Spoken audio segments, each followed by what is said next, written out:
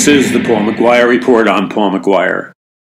On today's program, I want to talk about the reality that's all around us that should be blatantly obvious to every single person you know. It should be blatantly obvious to you as an individual.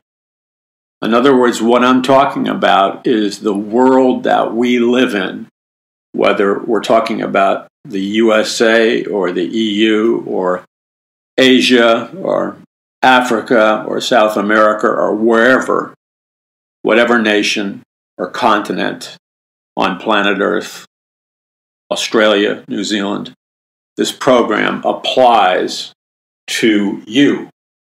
And the information in this program is of vital importance. And you know, even as I say the words, the information of this program is of vital importance, my mind instantly flashed.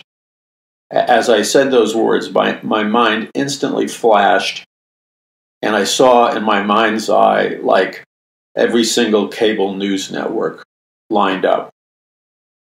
And as my mind flashed on what I said, it simultaneously flashed on every single cable news network.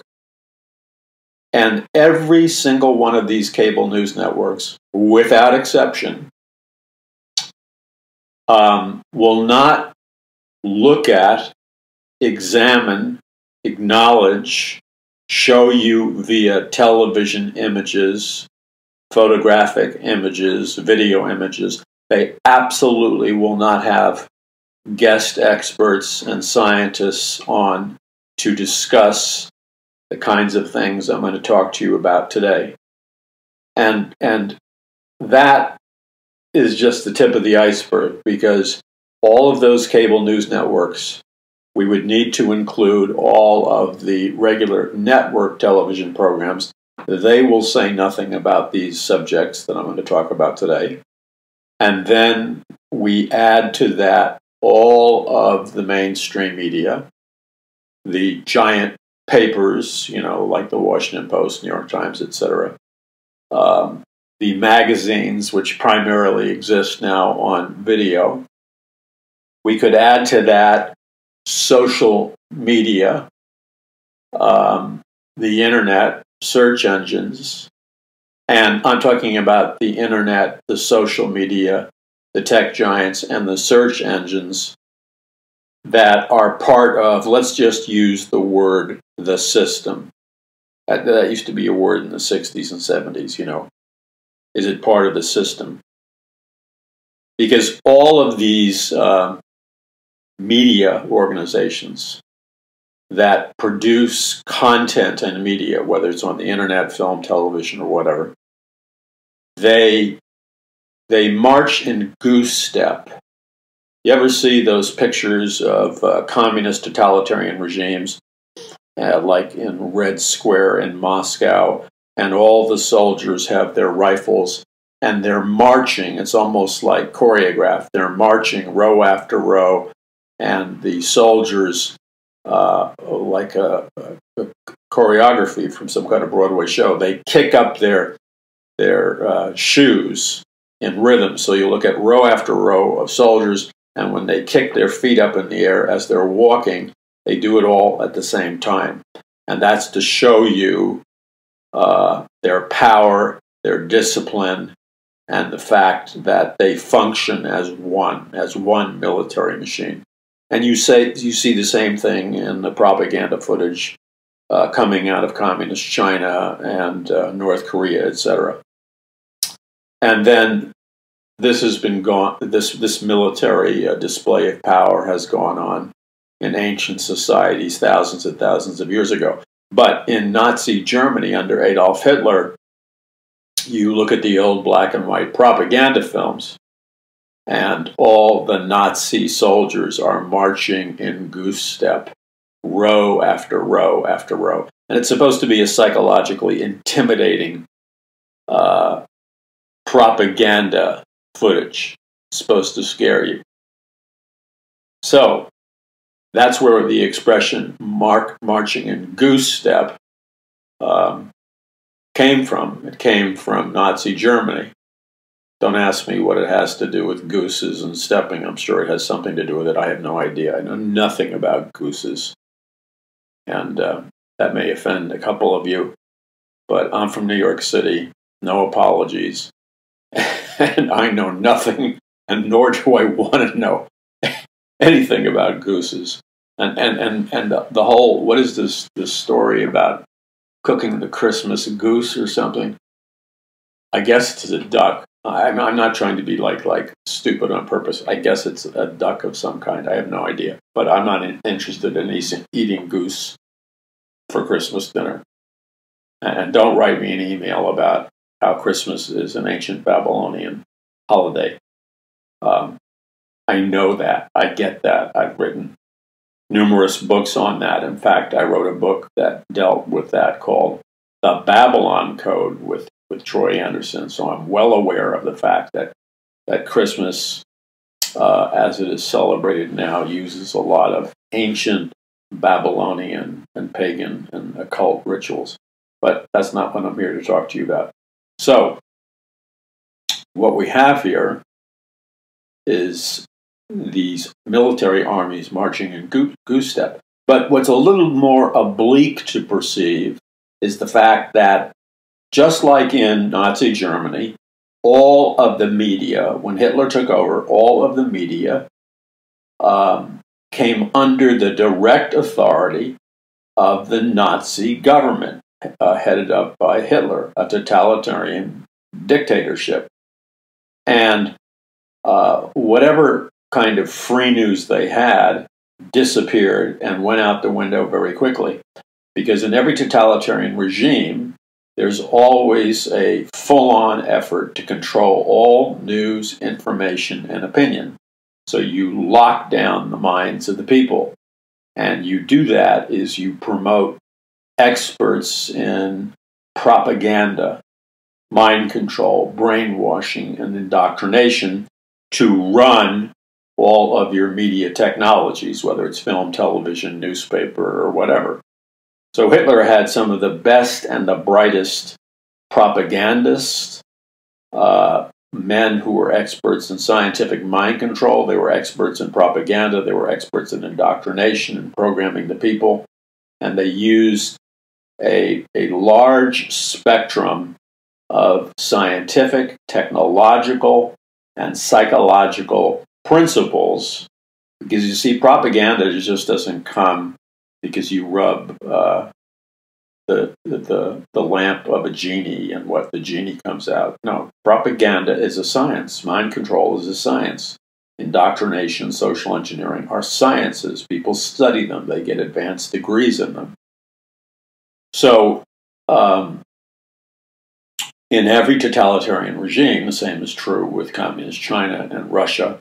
But you see, Great Britain, the United States, the European Union, we, in terms of our media, in terms of what our founding fathers envisioned, and they expressed what they envisioned very clearly in the Constitution, the Bill of Rights, and the Declaration of Independence.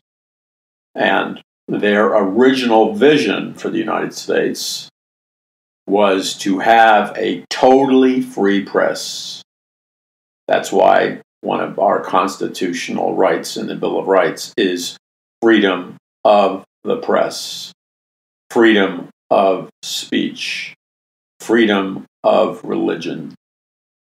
And no one, the government or anybody else, is supposed to interfere with that or attempt to control it.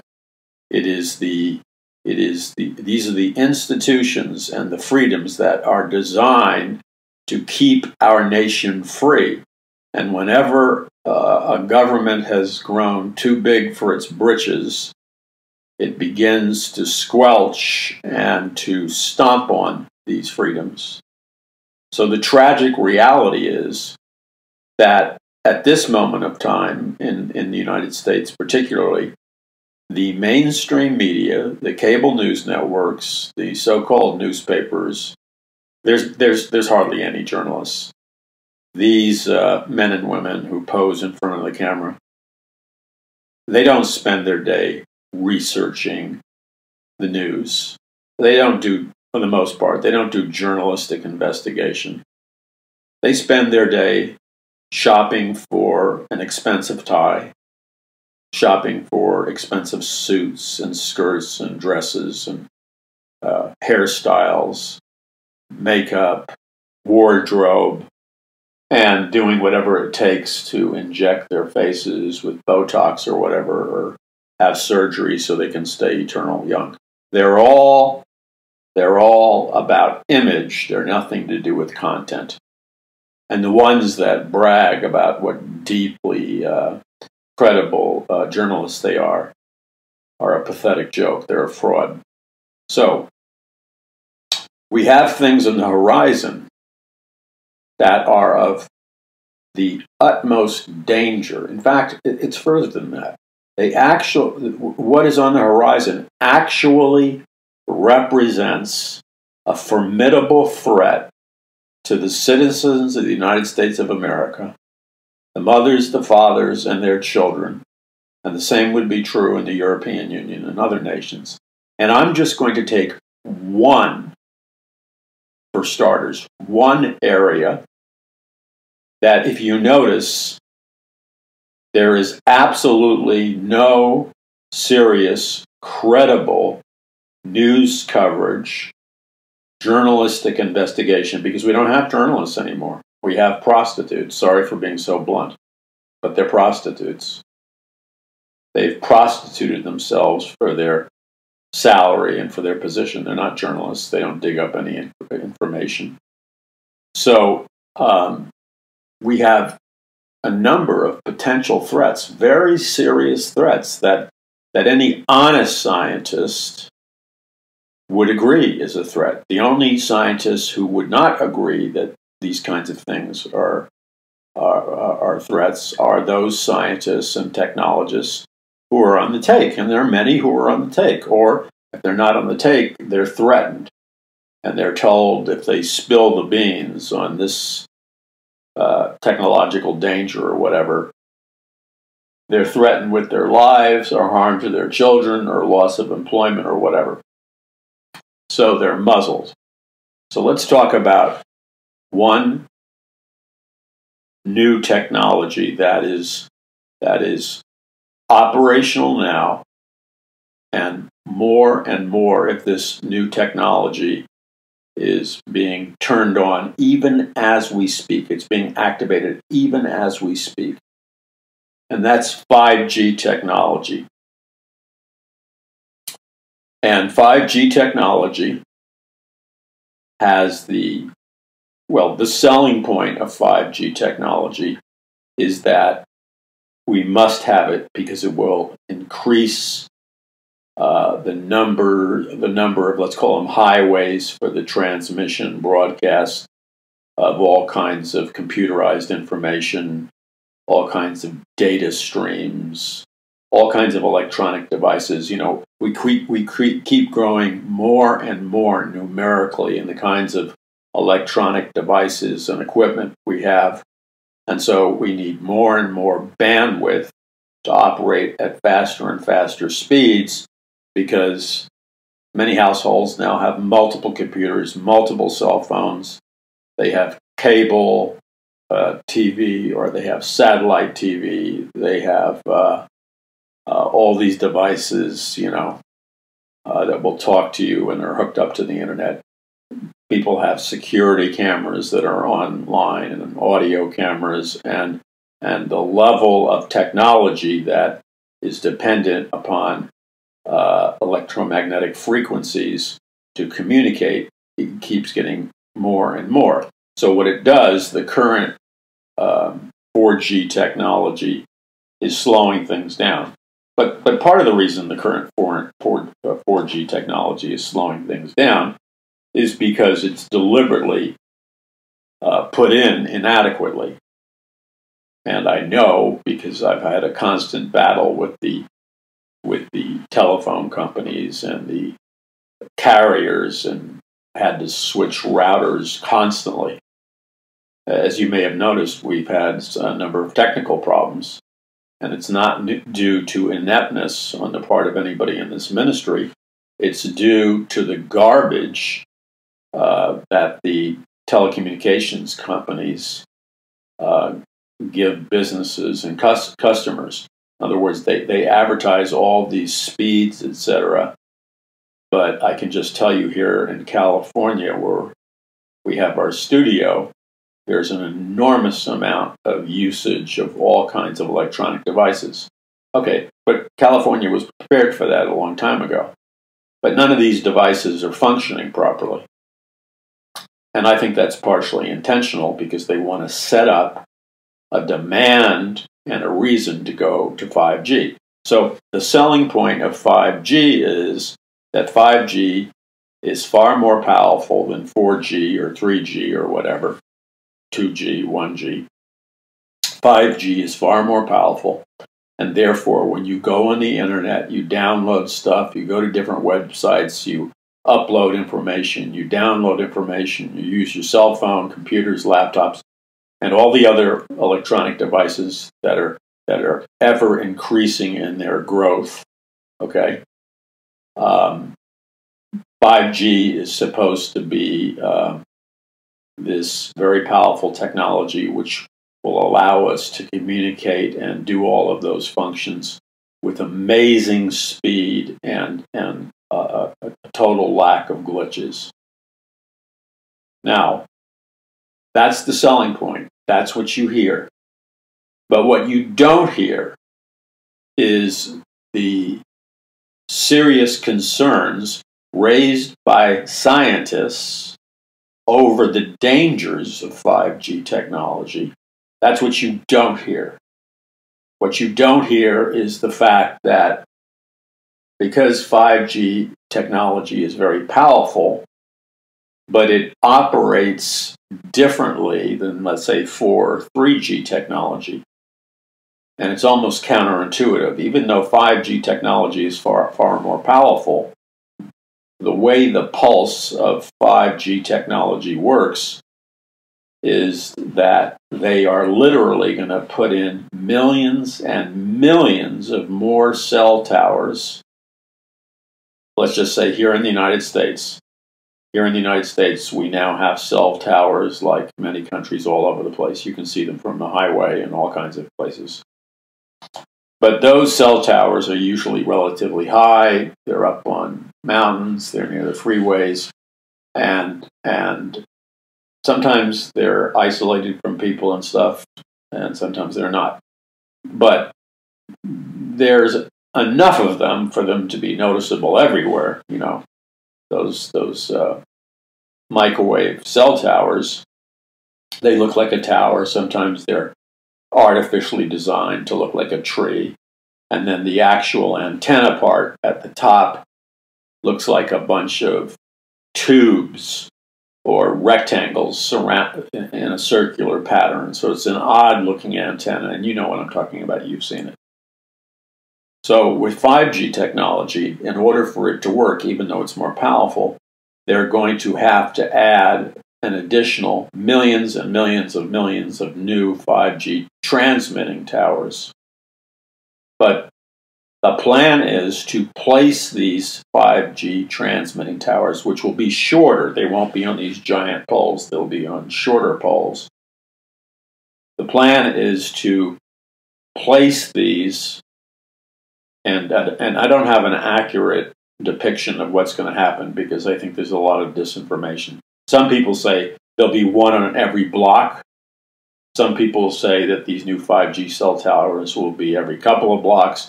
But it appears that at the very least, these new 5G cell towers will be vastly multiplied in number, and they'll be lower level cell towers. But they'll be all over the place in family neighborhoods, suburban neighborhoods, and communities where people and children and schools are.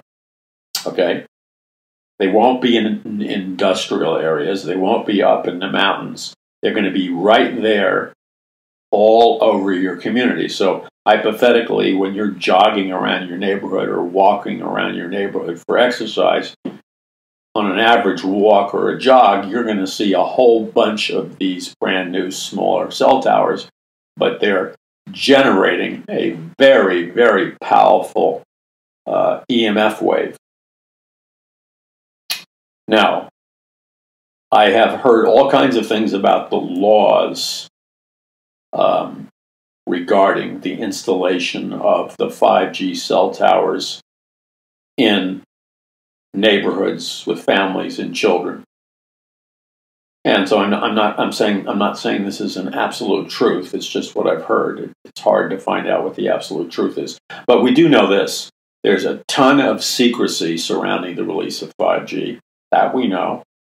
There's tons of conflicting information about 5G. That we know. And then we know that something stinks about it because, like when people lie and corporations lie, which they lie all the time, they forget to keep their lies together, so their lies bump into each other. And so we were told about how absolutely safe the smart meters are, which many people have on their houses now. They're not absolutely safe. The smart meter is generating a high level of EMF waves that are permeating your house. They give some people, it doesn't affect everybody, at least noticeably, but it causes insomnia, it can cause anxiety, it can cause health problems, it can cause your animals, cats and dogs to act weirdly, and it can cause people to act weirdly. Because there's a danger in transmitting through a house a smart meter. But notice how nobody cares about that. Notice how the power companies don't care about your health danger. And notice how that if you try to get a potentially health damaging device removed from your house, you have to pay to get it removed. You have to pay for the privilege of removing technology that can be seriously harmful to you. How does that happen? Well, it happens because you have a local community government who's on the take. You have a local mayor and city council who's on the take, and you've got a lot of people on the take. That's how it happens, and nobody confronts them, so they get away with it. So there's a great deal of secrecy. Now, just to give you an idea of the increase in power in the 5G cell phone. And by the way, the reason I'm talking about all of this is I am in the process of finishing right now what I consider to be one of the most important books that I've ever written in my life. It will be an explosive book, but it will be a true book.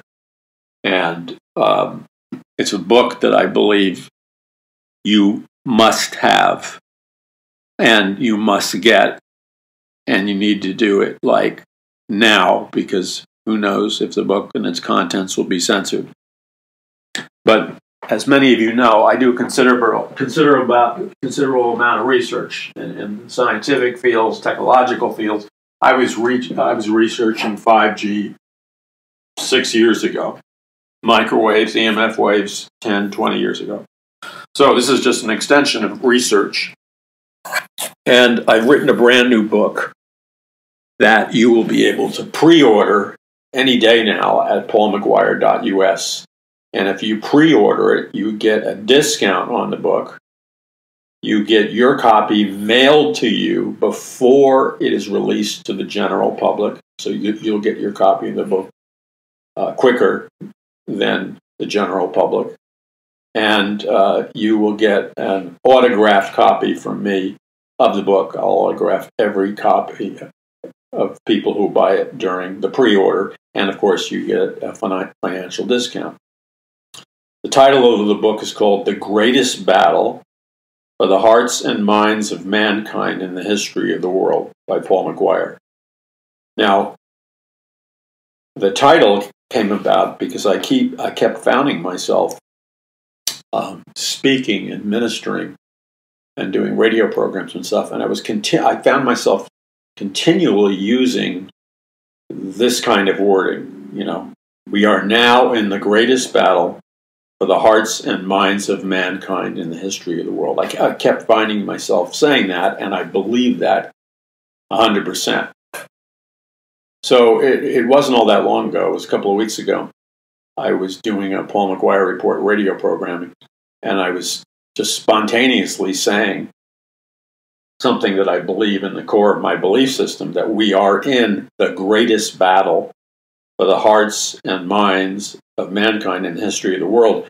And I happened to look down at a mock-up of the book cover, and I realized that, no, I'm not shorter. Even though this is a very lengthy book title, I'm not going to shorten it for commercial reasons. This is what I believe. This is the core of Paul McGuire Ministries and Paradise Mountain Church. This is my calling. This is why I'm alive. And I don't care if the title, from just a strictly commercial standpoint, appears to be lengthy. I wasn't willing to cut one word out of it. So the title of this brand new book is The Greatest Battle for the Hearts and Minds of Mankind in the History of the World. That's what I'm trying to communicate. That's the central message. That's what I'm set on fire about.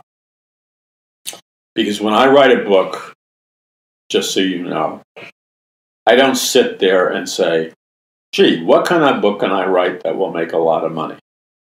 And I don't sit there and say, oh, gee, what kind of topic should I write about that will generate interest and make the most money and give me the biggest response? That's not how I think. In fact, if I'm discussing it with my wife or whatever, I will often say, I love my wife dearly, but I will also often say in kind of a thunderous way, I don't care if it's commercial or not. This is what God called me to say, and I'm going to say it. And so that's how the greatest battle for the hearts and minds of mankind in the history of the world became the title of my brand new book. Because that's the message that God has called me to communicate. And I can get into that later. But in this greatest battle for the hearts and minds of mankind in the history of the world, there are all these sub-battles or smaller battles. So we have the greatest battle for the hearts and minds of mankind in the history of the world. That's the central theme. And hopefully today we may have time for me to talk about one of the overarching truths. Because one of the overarching truths are that there is a powerful elite waging war. This is very difficult for uneducated people, and I'm not trying to sound holier than thou. There's two kinds of people I've met. People who are very happy being in a trance state, walking around in a fog, walking around like they've been hypnotized, walking around in a daze. That is their comfort zone. That is their normal or norm, and that's where they want to be. And if you dare to brush up against them, even if they're a Christian, and disrupt their euphoric trance state by saying something. Now, for example, this is kind of humorous to me. I don't know if it's humorous to you. It's kind of tragically humorous to me. But I know people, like you know people. I have family, friends, and stuff like that. Most people who I have acquaintance with, I don't tell them what I do. Because first of all, I don't want to brag. And second of all, what I do has a national and international impact. And that's not bragging. That's the truth.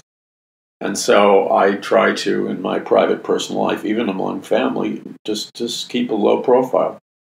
I'm not embarrassed about what I do.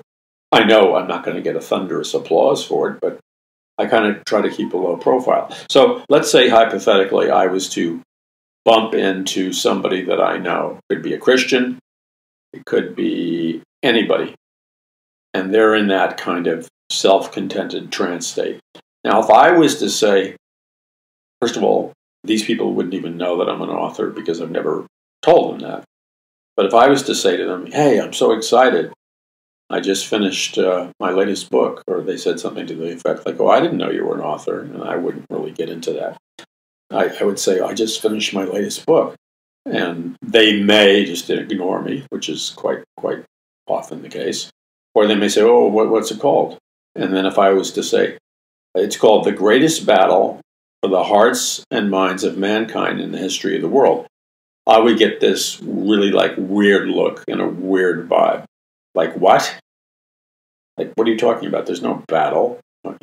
Because they're oblivious to it, okay? So there would be this discordant note between us in the conversation. That's why I usually don't say anything. Because you see, they don't perceive that there's any battle. They're just kind of in a happy trance state. And as Christians are the worst, to suggest to a Christian who's in a happy trance state, and I meet these people all the time, that we're in the greatest battle for the hearts and minds of mankind in the history of the world, you will experience rejection, you will experience some sarcastic remark or whatever. Now, I really don't, I mean, it's not like I'm not immune from wanting to be liked or whatever, but it's like that's the normal reaction I get. I mean, I don't get praise and I don't get people complimenting me. The people that compliment me about my books and the people who praise me about my books are people of the same mindset, people who are hungry for truth. They're the ones that thank me, etc. And the same thing is true in your life. Most likely, there's very few people you can really tell what you really believe to. The rest of them are going to look at you suspiciously or like crazy. So the point is that we're in the greatest battle for the hearts and minds of mankind in the history of the world. And this presupposes, and although I teach it in the book, that there is a globalist elite, which there is. That's a fact. That's not debatable. It's not a conspiracy theory. And they are running the world according to their philosophy and ideology, which is basically they think they're God kings, and they think they're genetically superior than us, and they think because of their vast wealth and power that they have the intrinsic right to rule over everyone else. So, this is a very hard ceiling of consciousness to break through. Most people live and think in a realm of consciousness which would be the equivalent of by like a 12 by 15 square room, okay? And with like a, 13-foot ceiling. And if you dare to think above the 13-foot ceiling, they think you're crazy. Well, I spend my life thinking above the 13-foot ceiling. And so to even remotely convey to them your core belief, which my core belief is based on the biblical belief of the Apostle Paul, for our fight is not against flesh and blood, but it's against the principalities and powers, the dark unseen forces of wickedness in heavenly places. That means we're involved in a raging spiritual warfare between Satan and God, the fallen angels and the angels, the people following Lucifer and the people following God. And then the other thing is that when we look at the Bible as a totality, beginning with the warfare against God and Adam and Eve in the Garden of Eden, where Lucifer became the temporary god of this world, this battle, this spiritual battle, culminates. So, for example, we read in the book of Revelation that war broke out in heaven. So the biblical reality teaches us that we are involved in a war. And any Christian who deludes themselves into thinking that they're not involved in a war is like a madman or madwoman walking naked through a battlefield. I mean, they're defenseless. So war broke out in heaven, and so we as true Christians, are involved in two simultaneous spiritual wars. One war that is the war that occurs on the physical earth in the physical dimension, and the other war is the war in the heavenlies or the invisible realm. And we are to use earthly actions to wage a spiritual war, like standing up for righteousness and voting, other law-abiding things. And then we are to use the weapons of our warfare that are mighty through God to the pulling down of strongholds, things like prayer, intercession, fasting, evangelism, etc., to occupy the land spiritually using spiritual weapons. So any conclusion that somebody who calls themselves a Christian draws, which justifies a non-acceptance of reality the way the Bible lays it out, is delusional or disobedient. And in most cases, they're not delusional, they're disobedient. Okay, so the other thing the Bible teaches us is that Lucifer made himself the temporary god of this world by seducing Adam and Eve to reject God's word and to activate the law of sin and death through their disobedience to God. This allowed Lucifer to become the temporary god of this world. So from that time forward, Lucifer, functioning as the temporary god of this world, has an administrative hierarchy that could be symbolized by the pyramid on the back of the US dollar. It's an organizational flowchart. It also reveals the eye of Horus, or the eye of Lucifer.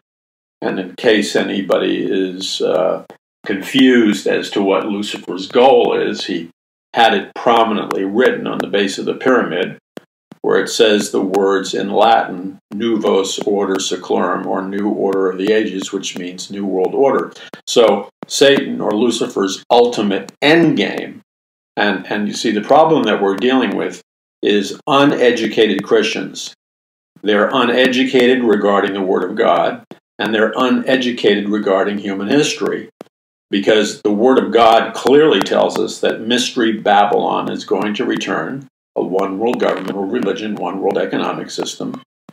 And then if you study economics and history today, you see that all around us, the globalist elite are raising up a one-world government, a one-world religion, and a one-world economic system. So there's two parallel streams merging: the stream of Bible prophecy and the stream of geopolitics and economics. They're converging. So, to be blunt, only an idiot can't grasp that. So to walk around looking spaced out and confused, try adopting that posture in front of God, in the throne room of God. See how that flies for you. I don't think it's going to fly very well. So, one of the things we understand is that Lucifer, since the beginning of time, has raised up governments, raised up occultic systems, occultic governments, and we see many, if not the majority, of human empires and kingdoms in human history are not merely just men functioning as kings and queens and emperors, etc. But there's always a cult or a satanic underbelly or dynamic of occultism, Satanism, and witchcraft. And the same is true today. So it has been said that just approximately 12 men rule the world. And that may be the accurate number. And these men would represent the richest, most powerful men or women on planet Earth. And supposedly they're the heads of the international banking families. And also it has been alleged that many of these men, if not all of them, are deeply involved in the occult, the Illuminati, Satanism, and so on and so forth, from which they conduct rituals to Satan, which gives them their power to rule the world. Now, having said all that, now I want to pose a question to you. And this is a question that I've asked myself many times over the years. You look at the food supply that we eat in America, and America's food supply in many ways is better than most countries, but in some ways it's worse. You simply look at the food supply and you see, gee, our food supply has so many foods, so cancer-producing ingredients, lacks so much vital nutrition, that the actual nutritional component of our food supply is so bad, it's so deeply into the negative side, that you begin to just honestly speculate that, gee, nobody could have accidentally destroyed the nutritional value of our food supply in just a manner of random chance. The brutal destruction of any nutrients, any vitamins, any healing properties of our food supply is so in your face that part of you says nobody could have been so collectively stupid over so many decades. Somebody had to have actually planned to destroy the nutritional, life-giving, health-giving benefits of our food supply. Because the food supply, just like there's 5 corporations, globalist corporations that control the media, the food supply is controlled by about 5 or so multinational corporations, which represent the big food companies, just like we have big pharma and stuff like that. We have the big food companies.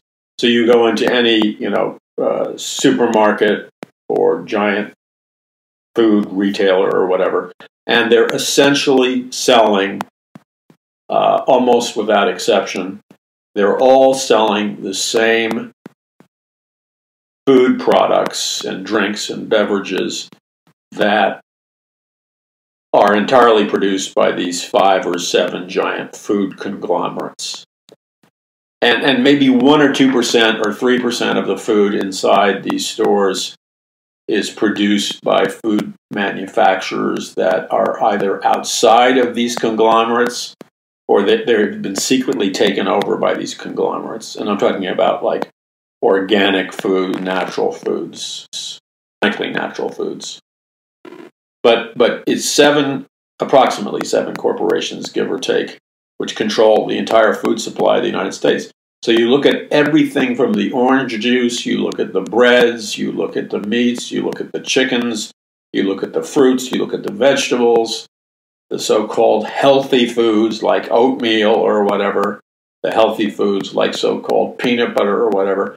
And then if you examine the food supply with even a minimal amount of intelligence, which requires independent reading, you discovered that,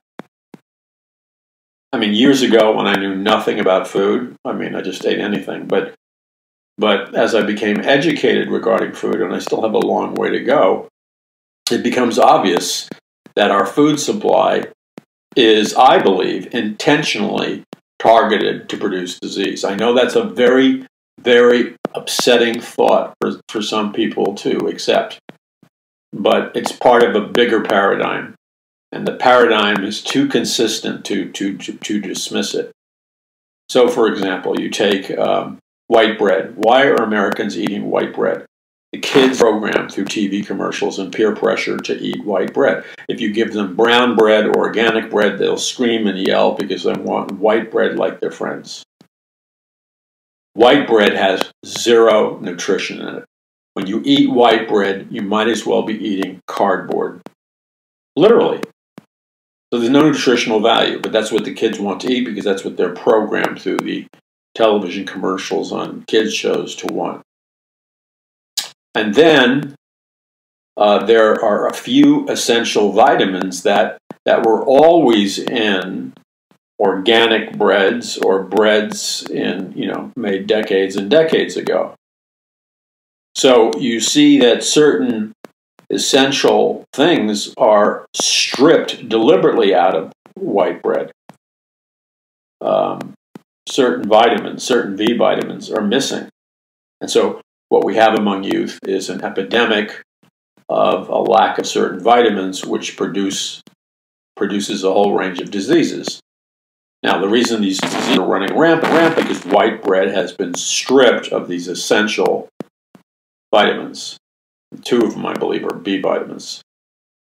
Then you have salt. Okay, salt has been a staple to make food taste better since the time of Christ and since beforehand. That's why he uses the parable that of the church when it's lost. It's like salt that's lost its savor, its taste. So it's good for nothing but to be trampled upon the ground. Well, salt, perhaps the most important mineral in salt is iodine. Iodine is like the master key to a whole cellular system and the thyroid gland that enables our body to reject and detoxify us from certain poisonous things like heavy metal and radiation. Iodine's the primary mineral or nutrient that causes the body to get rid of radiation. And iodine is the trigger for the thyroid gland, and it's the thyroid gland that throws off powerful man-made toxins. Now, everything I'm saying is predicated on the fact that I'm not a medical doctor. I'm not giving you medical advice, so don't act on my advice unless you discuss it with a medical doctor first. Okay, that's my disclaimer. Because some people have certain thyroid conditions, and so you certainly don't want to aggravate a thyroid condition because you're playing around with iodine. And some people have too much iodine, most people have too little iodine. But whenever there's a nuclear accident and people are affected with radiation poisoning, they distribute iodine tablets. Why? Because iodine works in conjunction with the thyroid gland, and it causes the body to purge itself of heavy metals and radiation. Without iodine, there is mass deaths when there's a nuclear accident. So it's very strange that in a day where we're being inundated with radiation, I mean, you just go to the airport, you're blasted with radiation, that our kids again, and everybody is programmed to eat bread and eat salt where all the iodine has been artificially removed. So once again, the primary nutritional ingredient, for example, in salt, the primary health-bearing ingredient is stripped away. And so you can go down a whole list of foods, and my question is this, it should be an obvious question. Why is it that the primary benefit, the primary health benefit of a long list of very not important, but a long list of foods that are like staples in the American diet, why is it that in so many of them, the key targeted specific ingredients which give it a valid nutritional value has been stripped out of it? It's like somebody is trying to kill us. That's not paranoia, man. That's like your brain. So, many people are dying of cancers and other diseases because their body and their minds are filled with toxic, poisonous chemicals, heavy metals, radiation, and stuff like that. Now, again, you need to consult with a medical doctor. But you see, if you were getting at least the minimal amount, and this FDA approved list of how much of what vitamin you need and what are the essential vitamins, that is the biggest joke in the world. I think they've changed that list somewhat in the last 40 or 50 years. But if you were to determine, like a lot of stupid people did determine in the 50s and 60s, because they didn't think for themselves, they thought like programmed robots, they would buy a bottle of vitamin pills, and they would read what the FDA said was the minimum daily allowance for vitamin C and, vitamin B's and so on and so forth.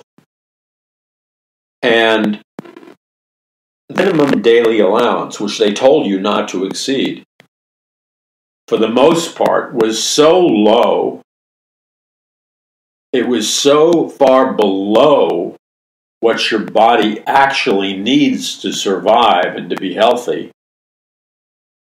You have to wonder if the FDA was a criminal organization or in bed with the food industry. I mean, really. Vitamin C, again, I'm not playing doctor, everybody's situation is different. Vitamin C is a very, very important antioxidant that has a full range of functions. The minimum amount of vitamin C was minuscule. I think they've raised it a little bit. The B vitamins were minuscule. And so if you attempted to have a healthy lifestyle, taking your multi-one-a-day vitamin like they used to sell, you'd probably die at an early age because it was a dishonest measurement of the minimum daily requirement for vitamins. So once again, you have to ask the question, is somebody trying to kill us? All right, and you go on the list.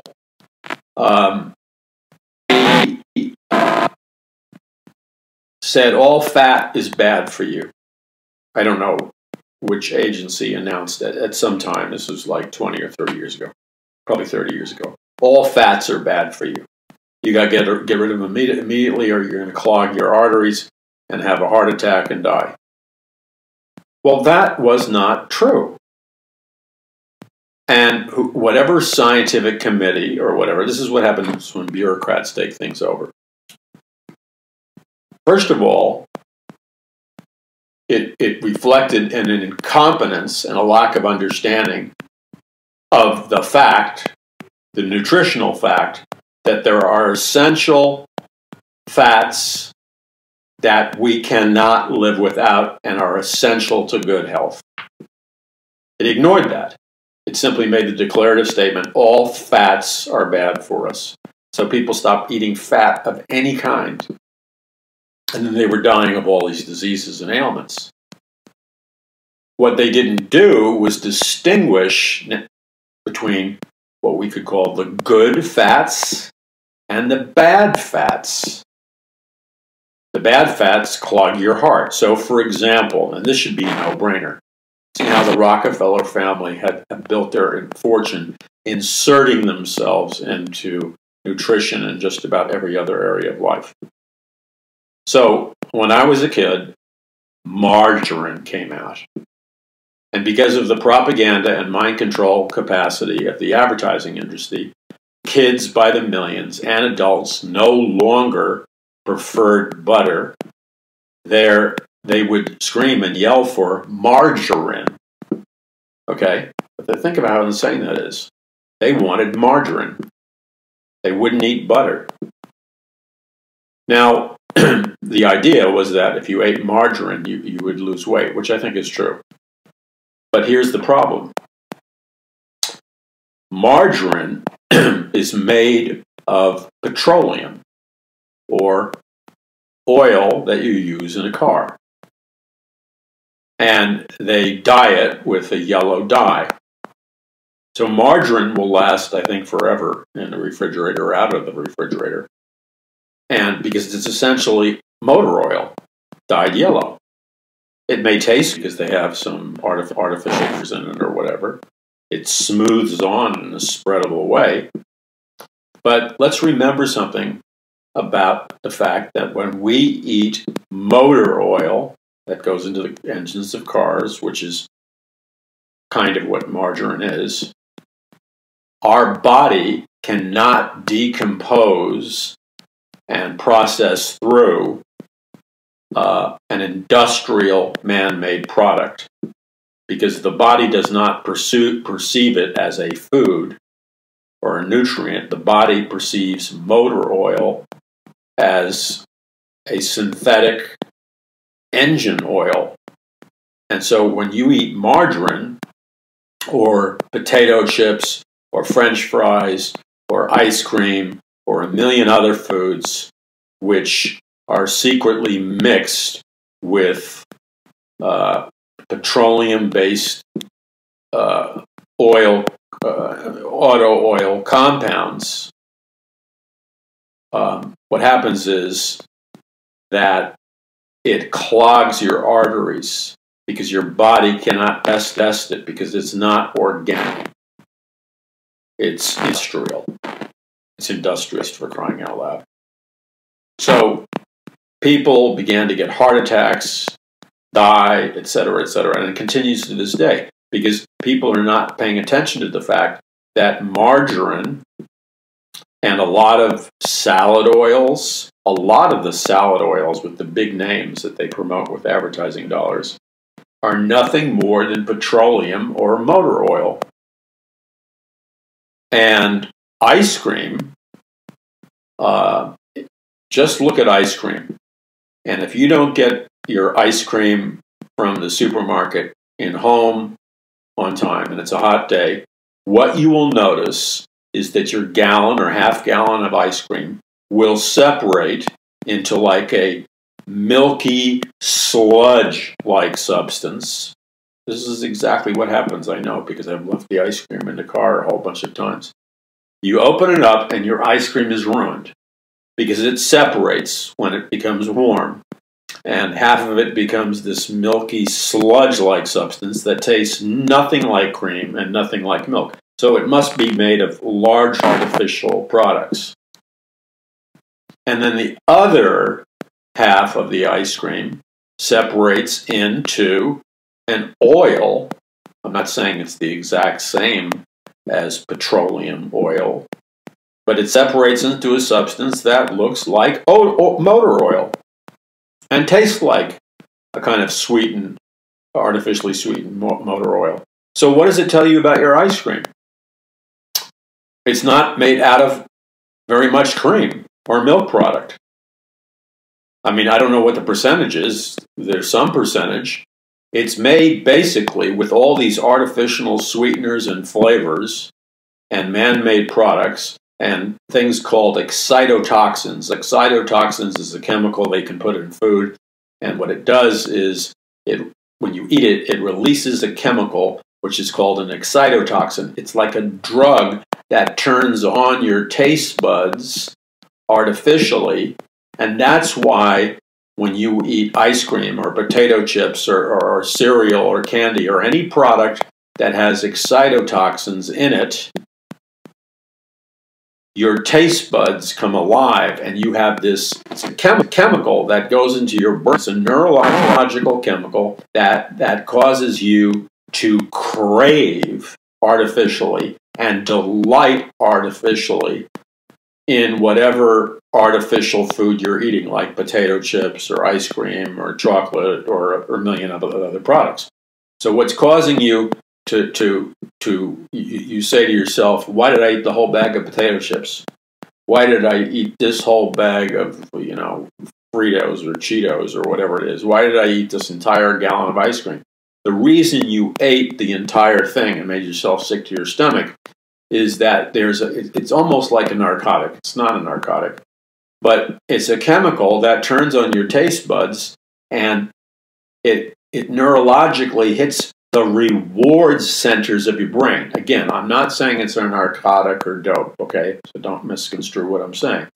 But it has the effect of stimulating your taste buds so you think it's the most delicious thing that you ever ate, and it could be pure motor oil with some chemicals, but your brain thinks it's the most delicious thing you ever ate.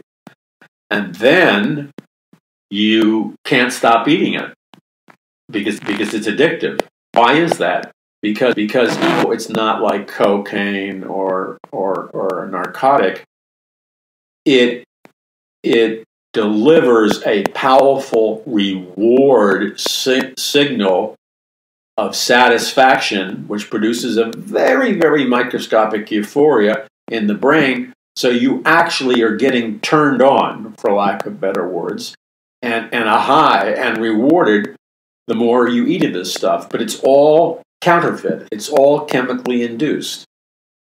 I don't mean to be vulgar, and I apologize for what I'm going to say because it could be misconstrued as vulgar, but I don't have another word to use besides the one I'm going to use. But I suspect, I'm weighing in my mind, I think it's going to be too vulgar, so I'm not going to say it. What I will say is, you could put these excitotoxins on particular human waste products, and you would probably find, no, you can fill in the blanks. The excitotoxins make anything taste good. And it's not tasting good because it's made out of cream or milk or, nutritional things. And so then you add to that just about every food product, whether it's wheat, soy, dairy, nuts, corn, tomatoes, strawberries. I mean, you go on and on and on. Breads. We all get sucker punched. You walk in and you see multigrain bread. So you see, that must be healthy because it's multigrain bread. That must be healthy because it's whole wheat bread. No, it's not healthy.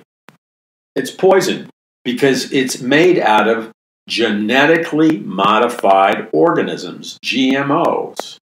And GMOs, according to this biologist, trigger an entire spectrum of diseases. When they're absorbed in the body, they go to the molecular level and they cause disease. Okay? So you think, because the advertising industry is ruthless, they use mind control, brainwashing, indoctrination, and propaganda, and they use all these very subtle substitute words that brainwash you into thinking that you're eating a food product that's really healthy, and it brainwashes you into thinking actually eating a food product that is organic and without gene modification.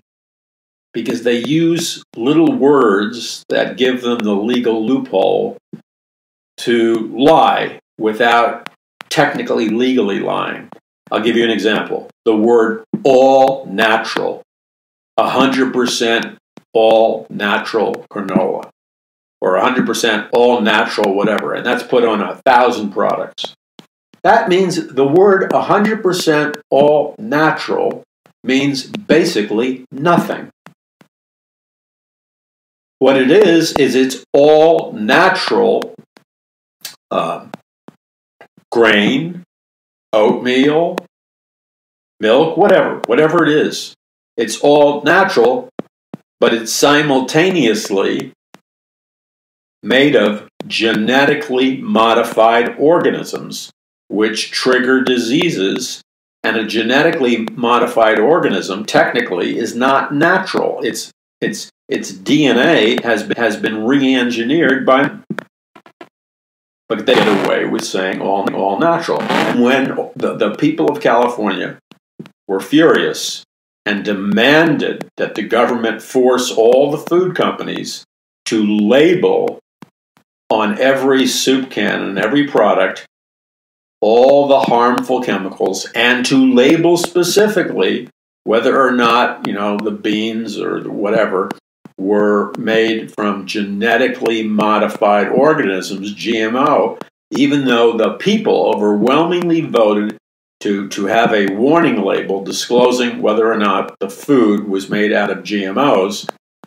the powerful GMO lobbying company, in conjunction with parts of government that are corrupt, overruled the will of the people. So think about what this means. All these liars, and that's what they are, they're liars, who say they're trying to do the best for you. As a mother, as a father, as a single mother. If they're trying to do the best for you, they would allow you to read the labels on the food you're buying to find out what garbage is in them or whether they're made from genetically modified organisms. So then you could choose not to buy that food product and poison your kid or give your kid potentially early childhood cancer. But they want you to know. And they don't want you to know because they're corrupt. They're evil. And that's the way it is. You see this? We live in an adversarial system. We live in an illusion The illusion is that these multinational corporations owned by the globalist elite lie constantly. They lie through the media organizations they control. They lie regarding their technology. They lie regarding their food production. And then they spend hundreds of billions of dollars brainwashing the American public with photographs and images and actors convincing you that they're your friend and that they care about you. And it's all an illusion. They don't care anything about you. And it's totally irrational, because with all the hundreds of millions of dollars they're spending on these phony ads trying to convince you how much they care about you and love you, they could take that hundreds of millions of dollar budget and actually produce healthy food. But their greed is insatiable. So those are two attacks against your health and against your children's health.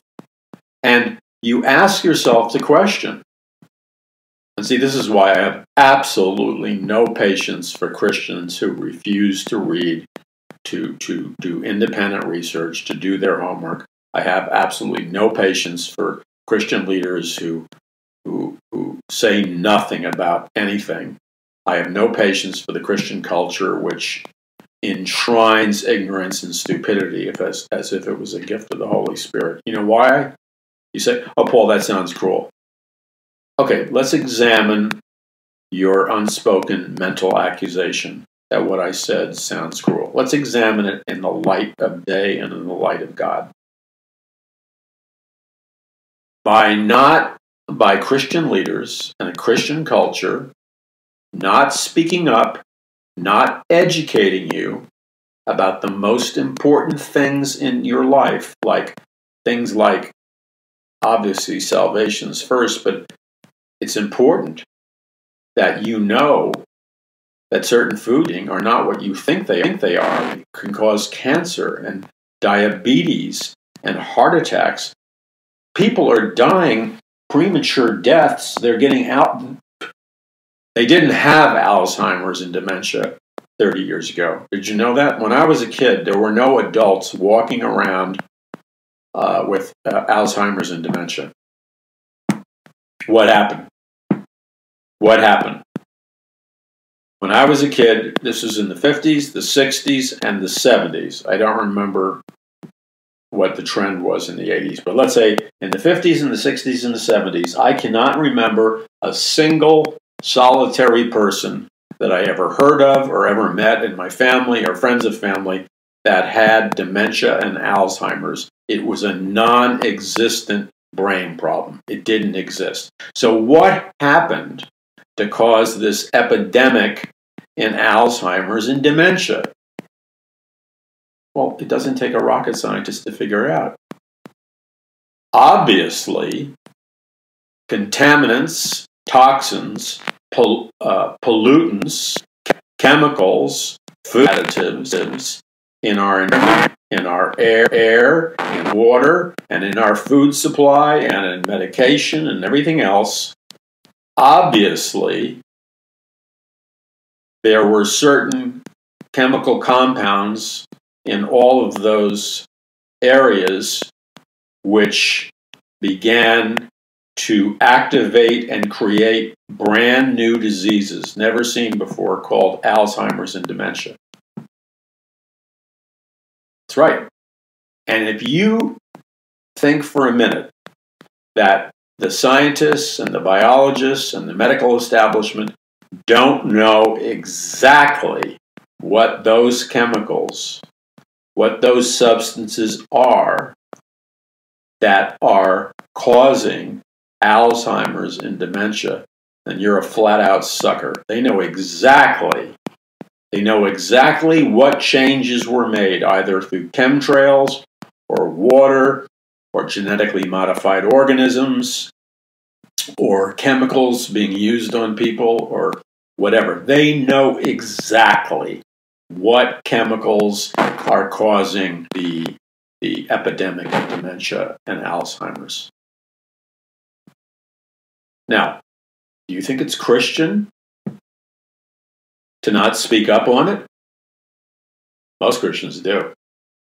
I don't think it's Christian. I don't think it's loving your neighbor as yourself. I don't think it's honoring your father and mother, one of the 10 commandments, to allow them to die from an unnecessary brain disease where they stare at you with a vacant stare and they don't even know who you are. They don't know who they are. They forgot how to drive. They forgot how to go to the bathroom. And that's happening by the millions and millions of people. I don't think that's loving. Do you?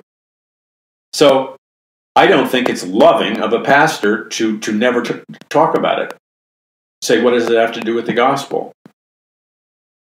Well, for starters, if God is love and we're to love our neighbor as ourselves, then why wouldn't we have some kind of, perhaps not in the main service, some kind of information, teaching and distributed about what you can do to prevent Alzheimer's, dementia, and some of these other diseases? I think that's love. But you see, there's a hidden agenda behind this. And, a vast network of interlocking information, by the way, that is literally waging war against humanity by design. And that's why I wrote my book, and that's why you feel this passion and anger, a righteous anger in me about what I'm talking about. And this is just part of what the book, The Greatest Battle for the Hearts and Minds of Mankind in the History of the World, is about. It's just part of it. I go far deeper than this. I go into exposing the men, the organizations that have created this top-down global conspiracy, because that's exactly what it is. And quite frankly, I'll be honest with you, as I hopefully have been before. I think it is criminal before the Lord Jesus Christ. I think it's totally a violation of loving your neighbor as yourself and honoring your father and mother and loving your father and mother, which the 10 Commandments teach us to do. That would include our grandmothers and great-great-grandmothers and grandfathers.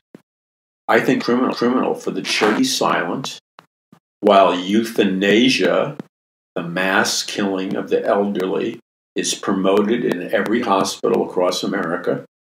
I think it is criminal and immoral that babies are allowed to be aborted in the womb before they're born, and then even more criminal that a fully grown baby, fully birthed out of the womb, can be killed. That used to be called infanticide.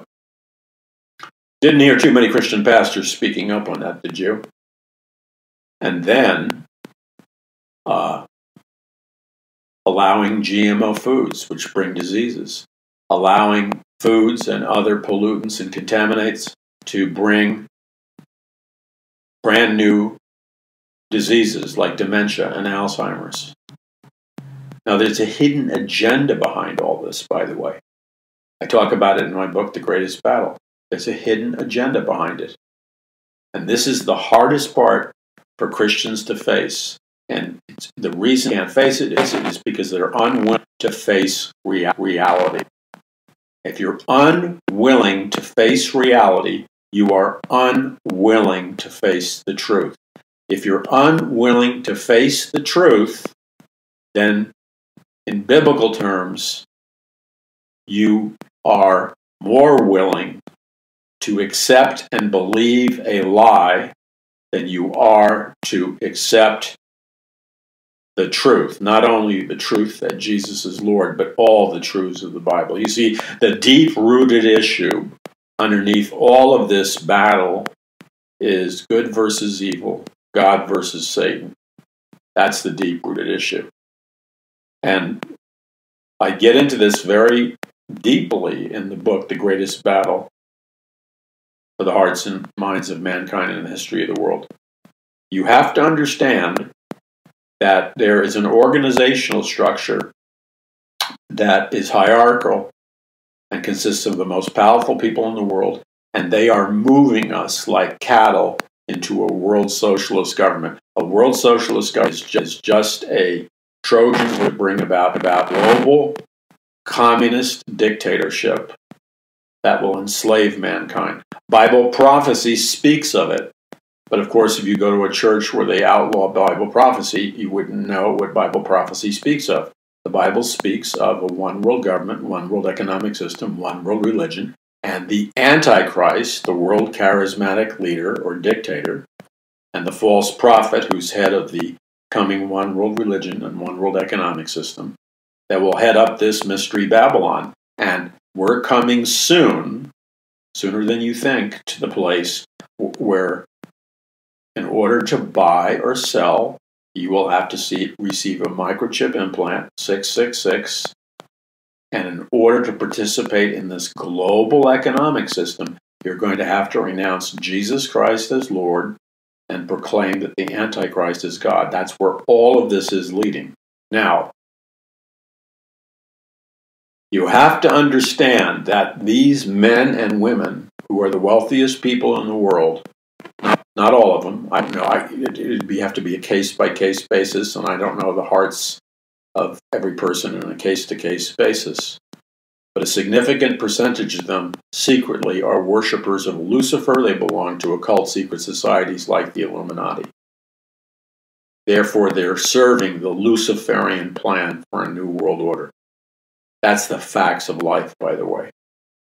And so, they operate under a number of primary satanic theological beliefs or tenets or doctrines.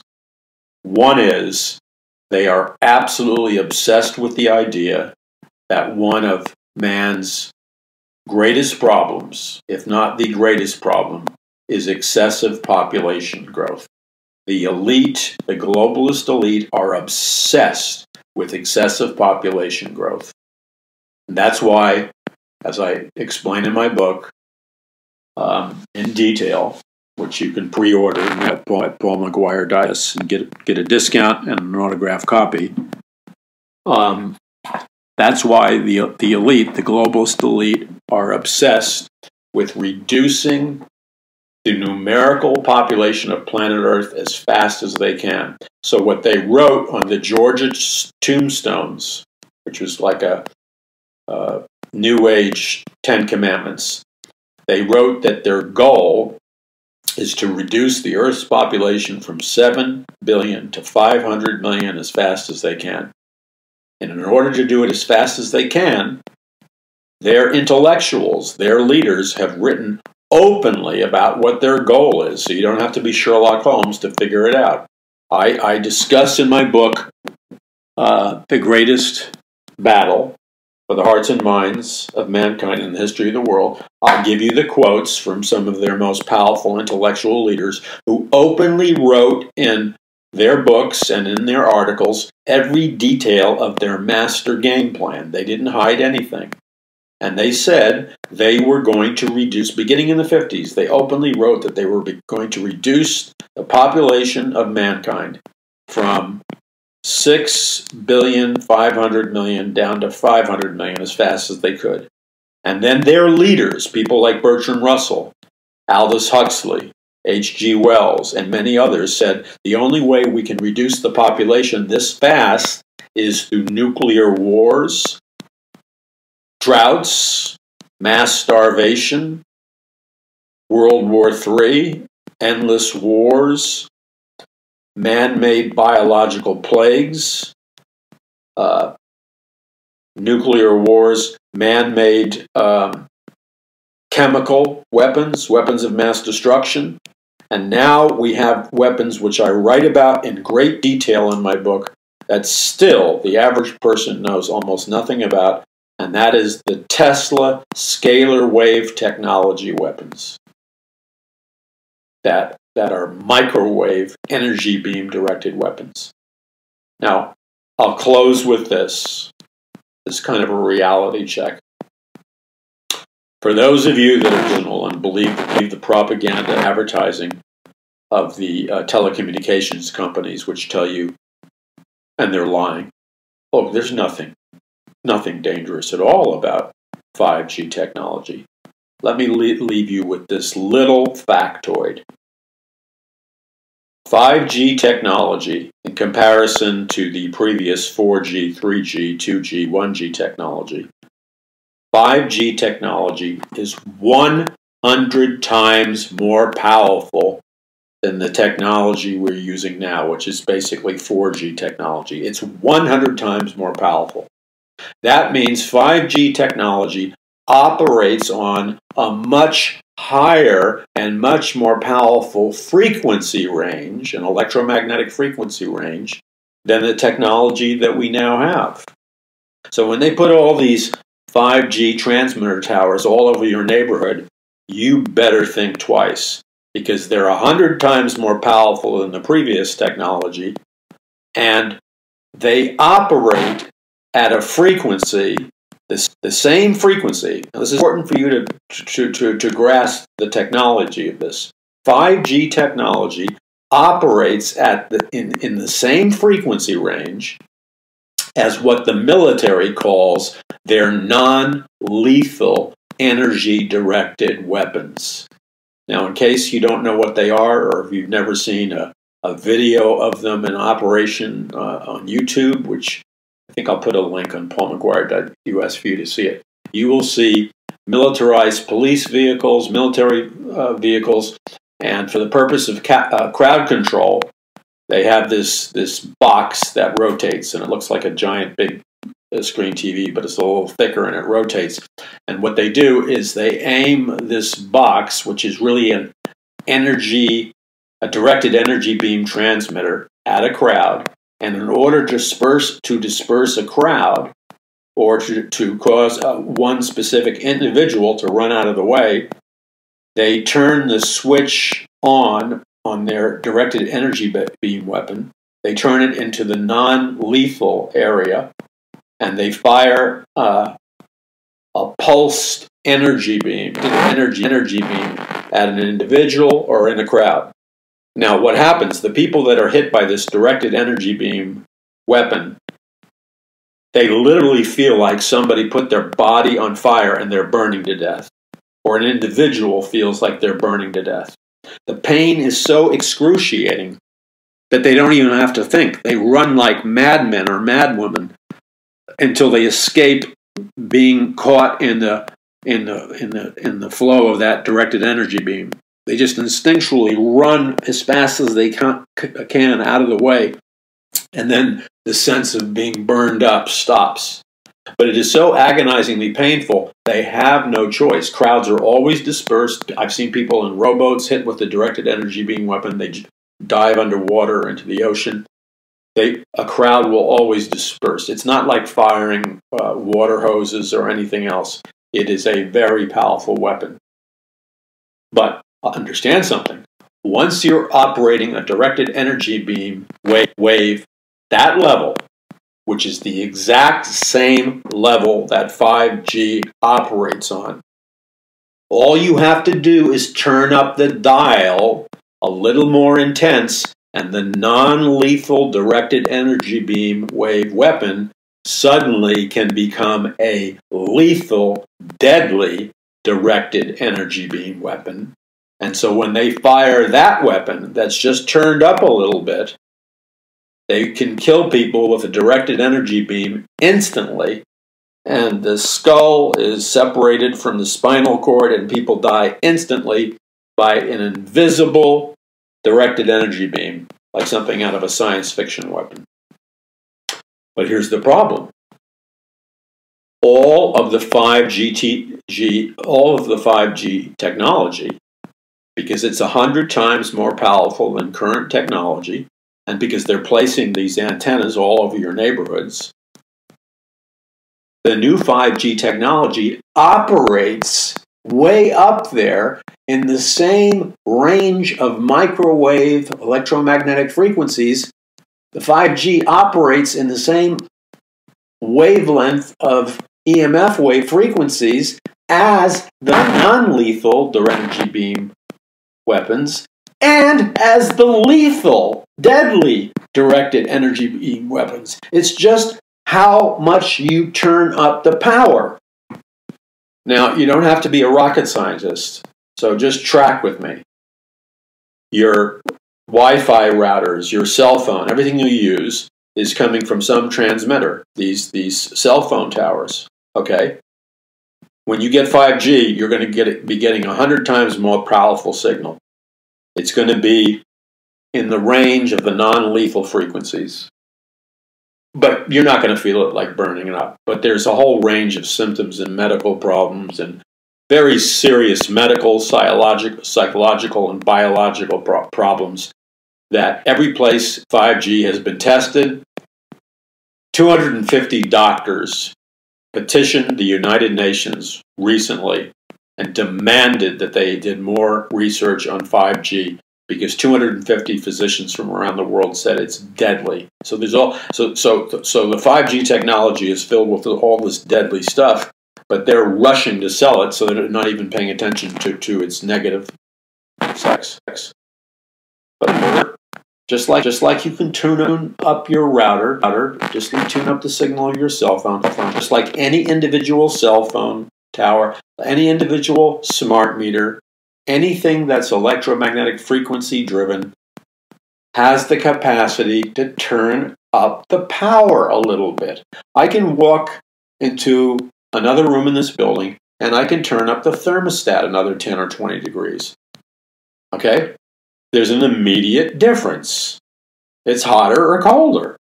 Well, any person can turn up the power on the 5G. And guess what has to happen at certain EMF frequency ranges?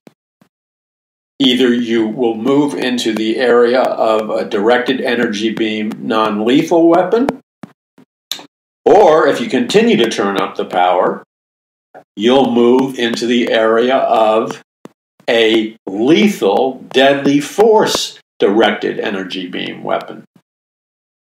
Now, let's talk about the other thing just briefly.